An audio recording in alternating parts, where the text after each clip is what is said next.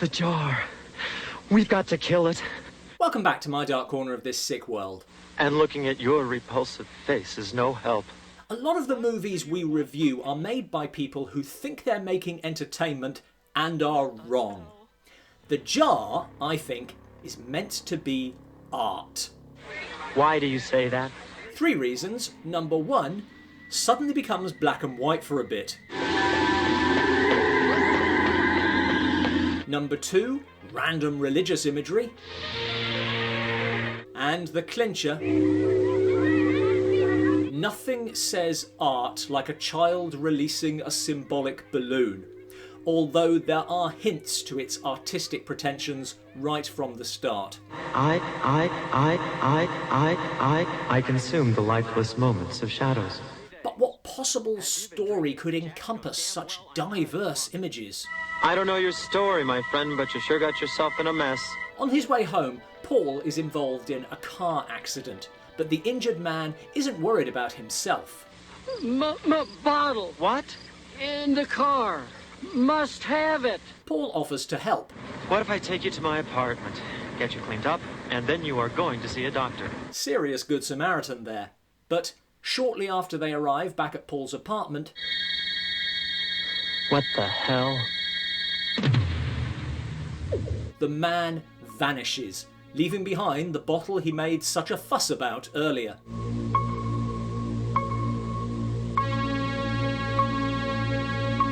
Holy hell, what do you think it's going to do? Inside the bottle...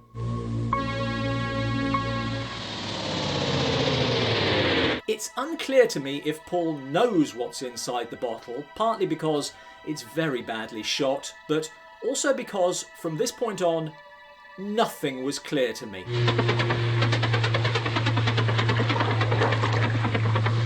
You see, that's weird. None of this is real. Paul's mind is going. My imagination's getting carried away. I'm panicking for no reason. And he identifies the mysterious bottle/jar as the problem. I don't know what the hell you are, or what you're doing to me. I'm not going to let it go on. So he gets rid of it, which goes weirdly.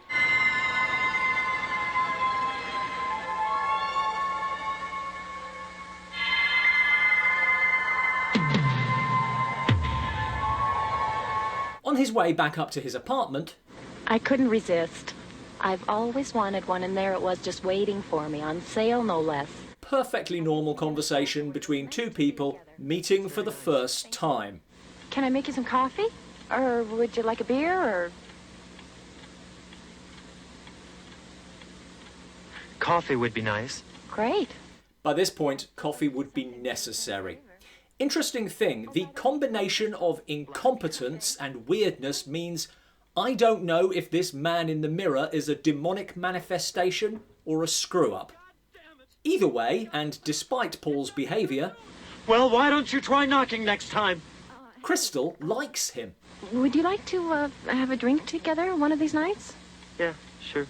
This is a film in which a man is hit suddenly and inexplicably in the head by an unseen octopus. But, honestly, nothing is harder to believe than the relationship. Why are you so interested in me? Not even Paul's buying it. Now, regular viewers will know I love it when a movie seems to be describing itself. And it's horrible. So horrible. This one does it a lot, but never more adroitly than here. Everything's becoming strange. That's the plot. But it just gets worse. No kidding. I don't know what's going to happen.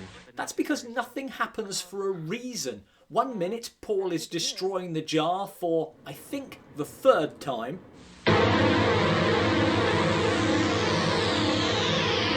The next, he's surrounded by monks.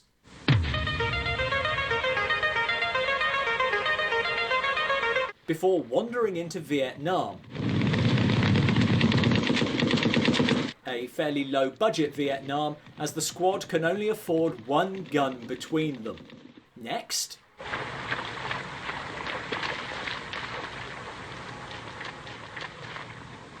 And now for something completely different.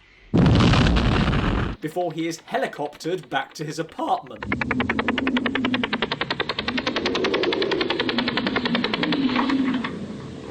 How do you sum up this movie?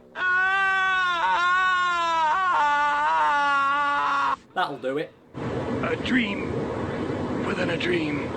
No, dreamlike is not a get-out-of-jail-free card for nonsensical crap. You don't understand. That's another excuse I'm not buying. We've previously reviewed films that are weird for weird's sake, but they always had the decency to hang that weirdness on a story of some sort. This doesn't, because it's art. It does mean something. No, it doesn't. This doesn't have delusions of being David Lynch. It has delusions of being Louis Buñuel. And I appreciate that's hard, but the fact that it's difficult doesn't make it any less of a chore to sit through. God damn it! It's got to stop! It's got to stop doing this! I'm sure the filmmakers would describe this as an hallucinatory journey into one man's psyche. Yeah, I guess so. But the rest of us would describe it as an ill-advised experiment in viewer tolerance. That's not an insult. It definitely is. Are you always this perceptive? Thanks for watching. For a journey into my psyche-ish, check out my books. There's a link in the description below. What other films are nonsense masquerading as art? Let us know in the comments below. God damn it, where did you go?